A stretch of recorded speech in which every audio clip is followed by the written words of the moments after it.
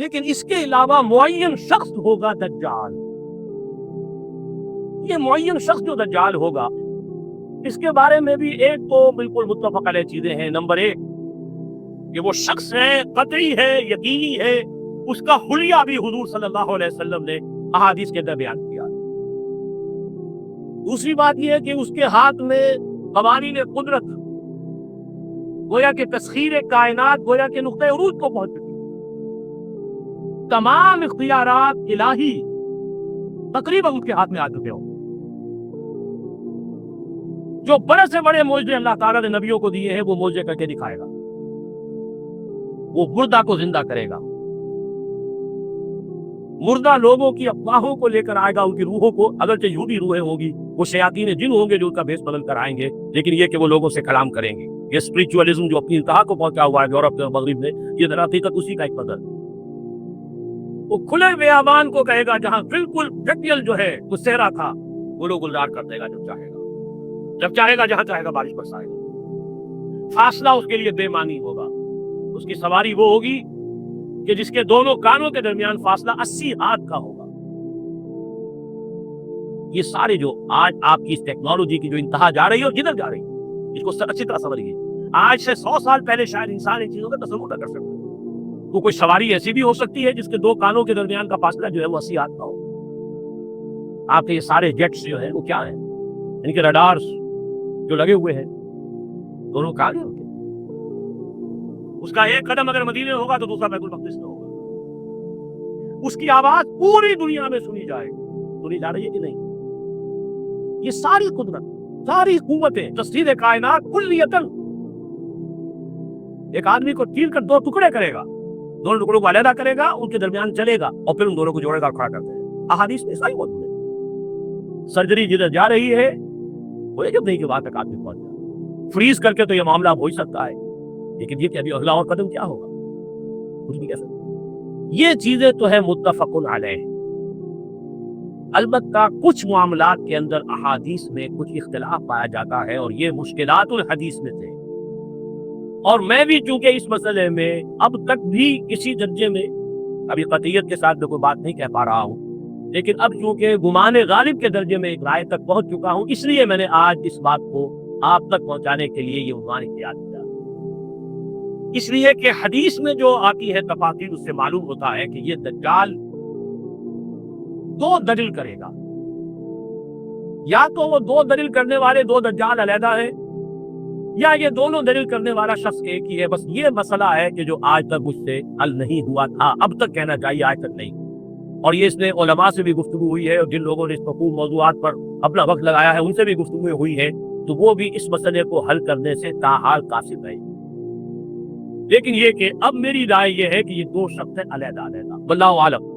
لیکن ایک رائے تک میں پہنچ چکا ہوں، اس لیے وہ رائے آپ کے سامنے رکھ رہا ہوں، اور آپ کے ذریعے سے وہ آگے بھی پھیلے گی تو اہل علم کے ساتھ جو ہے اس معاملے کے اندر تبادلہ خیالات کی نوبت آئے گی انشاءاللہ. لیکن یہ کہ اس میں یہ بات قطعی اور یقینی ہے کہ اس طرح کا ایک شخص پیدا ہوگا. البتہ یہ کہ آیا وہ 2 ہوں گے 2 مختلف اوقات میں، یا ایک ہی ہوگا ایک ہی وقت میں، صرف اس میں اختلاف. میرے نزدیک وہ 2 ہوں گے. ایک وہ شخص جو جھوٹا مسیح ہونے کا دعویٰ کرے، المسیح الدجال. جیسے حضور نے فرمایا میری امت میں 30 دجال اٹھیں گے جو نبی کا دعویٰ کریں گے، جن میں سے 5-6 تو حضور کے اپنے زمانے میں اور آپ نے مستقل پڑے ہوئے تھے. بعض جو محمد علی باب ہو، بہاء اللہ ہو، قادیانی اور کہاں کون اٹھے ہوں گے واللہ عالم. اسی طریقے سے ایک شخص مسیح ہونے کا دعویٰ کر کے کھڑا ہوگا، یہودی ہوگا. یہ ہے اصل میں وہ شے. اور اس میں جو ان دونوں شخصیتوں کے مابین اگر کوئی ذرا سا اگر ابہام رہا ہے تو میں ایک حدیث بھی نوٹ کر کے لایا تھا. حضرت عبادہ ابن صامت رضی اللہ تعالی عنہ سے ہے، عن رسول اللہ ہے، انی حدثتکم عن الدجال حتی خشیت اللہ تعقلوا. میں نے تمہیں دجال کے بارے میں بہت سی باتیں بتائی ہیں تو مجھے یہ گمان ہوا کہ شاید تم اسے سمجھ نہ پاؤ. یہ اندیشہ خود حضور صلی اللہ علیہ وسلم کو ہوا ہے، اور یہ سنن ابی داؤد کی روایت ہے. بہرحال میں جو کچھ عرض کر رہا ہوں کہ میں اس رائے تک پہنچاؤں کہ یہ 2 علیحدہ شخصیتیں ہیں. ایک تو یہ ہے کہ ایک مسیح الدجال کھڑا ہوگا یہ ایک دعویٰ کر کے کہ میں مسیح ہوں، چونکہ اس کا زمانہ بالکل قریب آ چکا ہے، اس لیے میں آپ کو اس کے بارے میں خبردار کر رہا ہوں. دوسرا جو مسیح جس کی شخصیت مسیح دجال کی آتی ہے दज्जाल अकबर में सिर्फ इशारा करूंगा, फिर कभी इंशाअल्लाह इस मौजू पर तफसील से गुफ्तगू होगी। वो मेरे नजदीक बिल्कुल करीब क़यामत की एक अलामत है। जो खुदाई का दावा करे वो झूठा खुदा होगा, ये झूठा मसीह होगा। अल मसीह दज्जाल, अद दज्जालुल अकबर वो होगा कि जो क़यामत के बिल्कुल करीब की 3 निशानियां हैं। जबकि वो आ जाएंगी तो हदीस में आता है कि उसके बाद किसी शख्स के ईमान लाने का, तौबा करने का फायदा नहीं होगा। वैसे तो अलामात क़यामत जो है उनमें सबसे पहली मैंने बताया था हुजूर की बेशक खुद अलामात में से। उसके बाद 10 अलामतें हुजूर ने गिनवाई हैं और वो तदरीजन पूरी होती चली जाएंगी। आखिरी अलामात के लिए हदीस सुन लीजिए। अन अबी हुरैरा रज़ियल्लाहु तआला अन्हु क़ाल क़ाल रसूलुल्लाह सल्लल्लाहु अलैहि वसल्लम सलासुन इज़ा खरजना ला यनफ़उ नफ्सन ईमानन लम तकुन आमनत मिन क़ब्ल औ कसबत फ़ी ईमानिहा खैरा तुलूउ शम्स मिनल मग़रिब व ख़ुरूजुद दज्जाल व दाब्बतिल अर्द।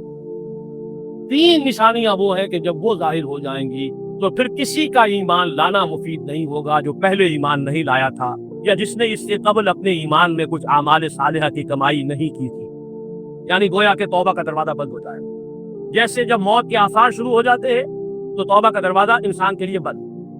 अब जब मौत के आसार शुरू हो गए, अब तौबा करना फायदा नहीं, उससे पहले पहले तौबा का दरवाजा खुला हुआ। मालम यगरगर, जबकि वो मौत के आसार शुरू हो जाते हैं, घुंघरू बोलना शुरू हो जाता है, मालूम होता है क्या रहा, अब तौबा बेकार। इसी तरीके से पूरी नौ इंसानी के लिए तौबा का दरवाजा बंद होगा एक वक्त में आकर। अब किसी के लिए तौबा नहीं, ईमान नहीं। और उसके लिए 3 अलामतें बयान हुई हैं, ये भी मुस्लिम शरीफ की रिवायत है।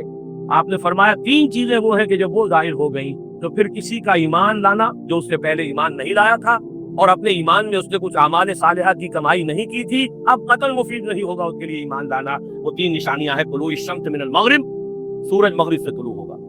निज़ाम शमसी में कोई इख्तिलाल ऐसा होगा कि जिससे सूरज बजाय मगरिब से निकलेगा।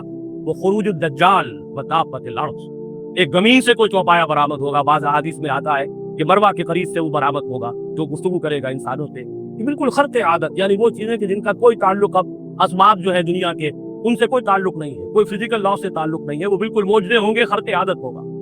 और खुरूज दज्जाल, वो दज्जाल जो खुदाई का दावा करेगा। और हदीस में आता है कि बहुत कम लोग होंगे कि जो उसके सामने रुक सकेंगे। अक्सर व बेशतर जो कमजोर ईमान वाले लोग होंगे वो उसे खुदा तस्लीम करके उसकी परस्तिश शुरू कर दें। मेरे नजदीक ये आखिरी छलनी होगी जो लगाई जाएगी अहले ईमान को एक तरफ करके, और ये क़यामत की निशानियों में, आखिरी निशानियों में